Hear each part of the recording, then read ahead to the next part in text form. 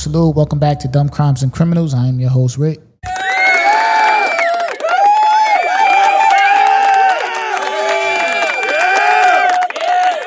You're now tuned in to the funniest true crime podcast in the world. I'm still here. I'm still standing on that. You understand? I'm standing on this is the funniest true crime podcast in the world. I've been doing a lot of research. I have yet to come across a true crime podcast funnier than this one. All right? So if you tapped in right now, you're listening to this podcast, you're listening to this episode, do me a favor. It doesn't cost you any money. It's free. Share the episode. However you want to do it. You want to text it to somebody. You want to share it on social media. You know, you want to open your damn window at your house and yell out the podcast name and all that. Do whatever you got to do, man. Tell a friend to tell a friend to tell their cousin, to tell their little brother, to tell their sister, aunt, and aunties and all that. Yo, tap into the Dumb Crimes and Criminals podcast, man. It's the funniest true crime podcast in the world. Just spread the word for me. That's all I'm asking.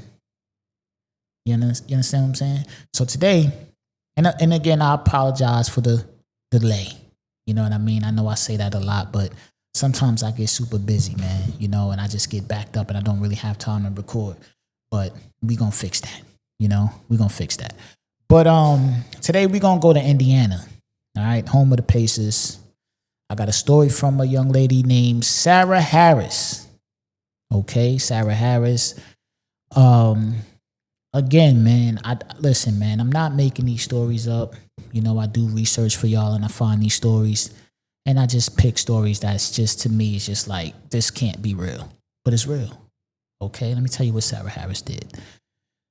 In January, Sarah Harris called the police twice and made a report of receiving a bad batch of methamphetamine. All right, let me run that back for you.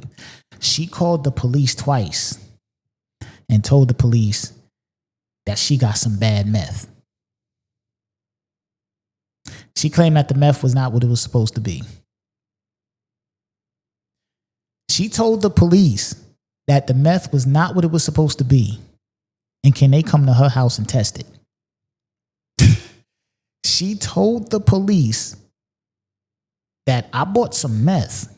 I'm trying to get high. I bought some meth. But this meth ain't what it's supposed to be. Can you come over here and test it?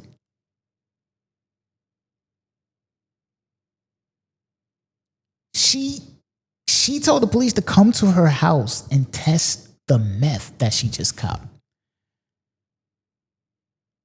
You understand what I'm saying? She said that like the meth made her feel like she was having a heart attack. Now, I don't do meth.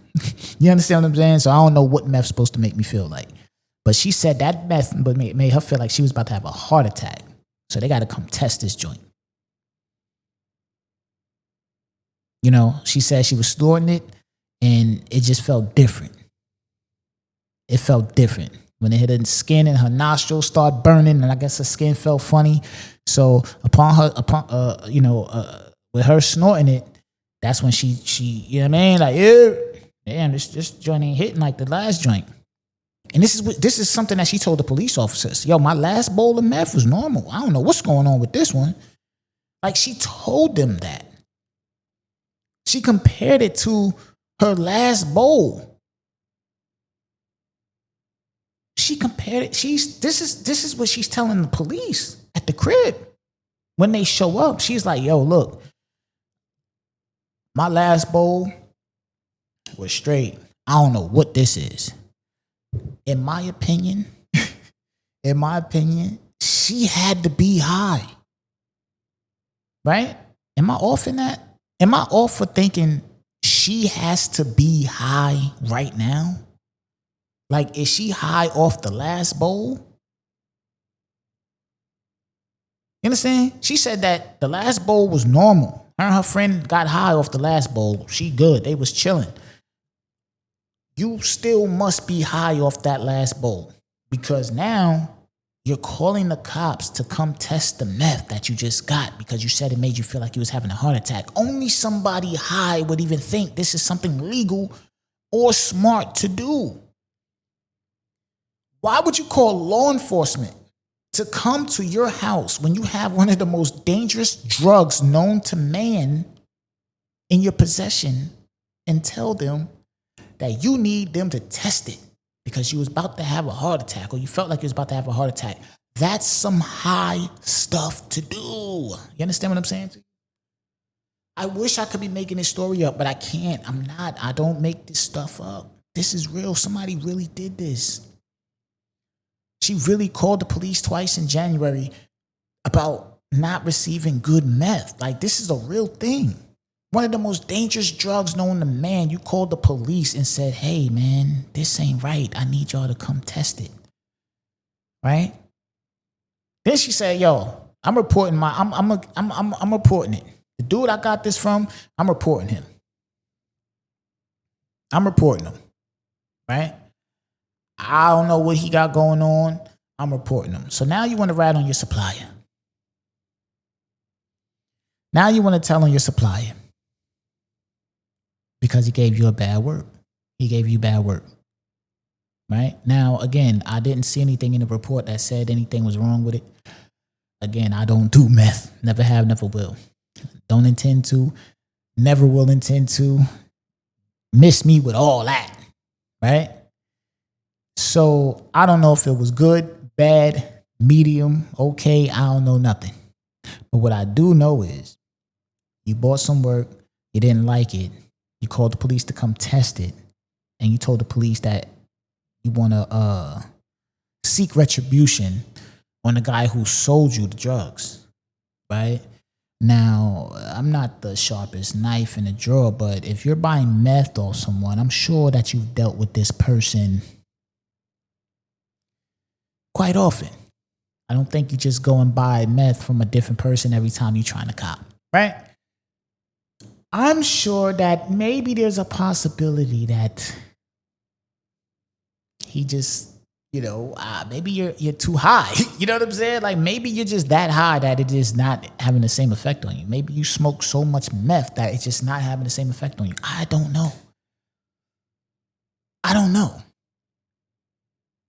But what I do know is, even though she called the police and she told them, hey, come test this meth. There might be some bad meth out there in the world.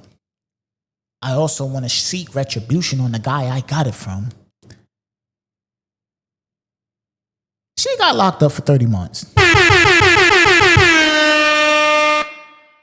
You called the police on yourself and end up getting 30 months in jail for possession of meth.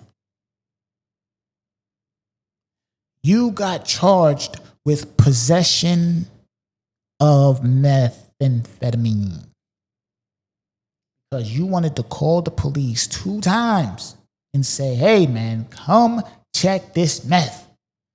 Something ain't right. I ain't getting high. I'm feeling like I'm about to die. That's what you told the police. You didn't think this one through.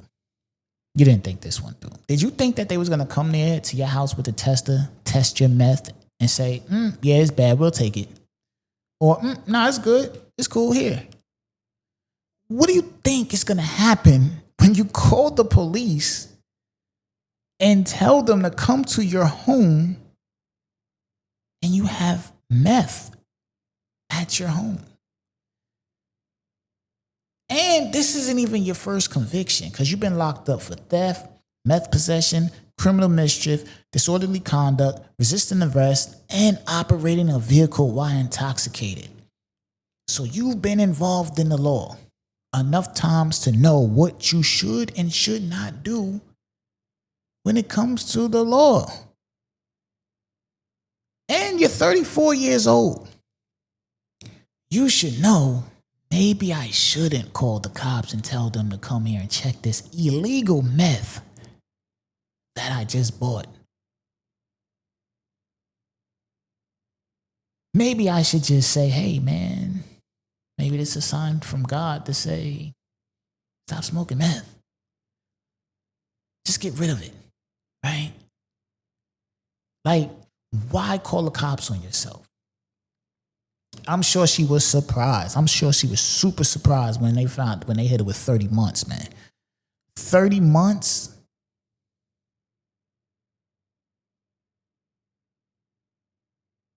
$30 months.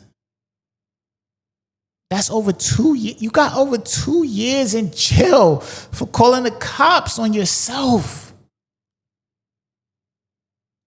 You got 2 years in jail, over 2 years in jail. You called the cops on yourself. You could have just got rid of that. You could have took it back to the dealer and said, yo, what's up with this? Hell, why didn't you go back to where you bought it from and say, yo, something ain't right with this joint? Test it or give me a refund or whatever you got going on. I'm sure you had some type of relationship with the dude that you're buying meth from. I'm sure you had some type of relationship with the person that you are buying, with your meth dealer. I'm sure you had some type of rapport. Why didn't you go back and air your grievances out with your dealer before calling the cops on yourself and getting over 2.5 years? Real talk. Real talk. Why would you do that?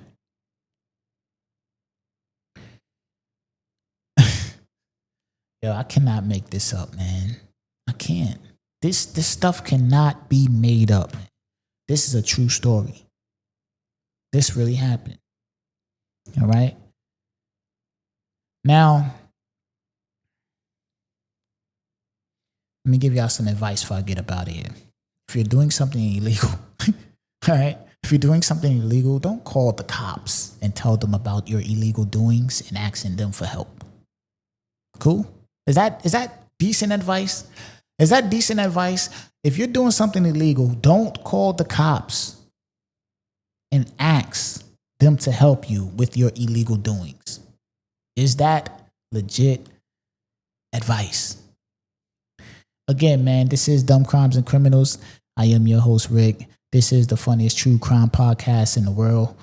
Stories are real. People are real. And the foolishness is real.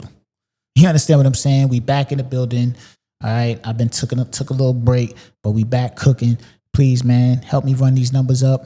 Spread the word. It's free. It don't cost you nothing, man. Tap in, drop a like, drop a comment. If you got any type of funny crime story that you feel like should be on the podcast, hit me at the dccpodcast@gmail.com. Tap in with me. Let's get to it. You understand what I'm saying? We back in the building, man. I'm going to bring y'all some wild stories.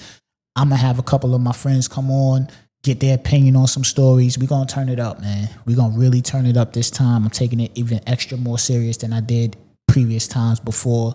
The podcast is back. We back in the building. Stay tuned. I've been had my cameras and all that. I'm just working on some things. I got to figure it out. Let me just drop a few more episodes and then we'll work on the video aspect of it. You know what I mean? To bring that aspect of it to YouTube. Because then on the YouTube channel, I'm gonna be doing shorts and stuff like that. But we're gonna turn it up, man. This is the Dumb Crimes and Criminals podcast. I am your host, Rick. This is the funniest true crime podcast in the world, man. Tell a friend to tap in with me. We gone.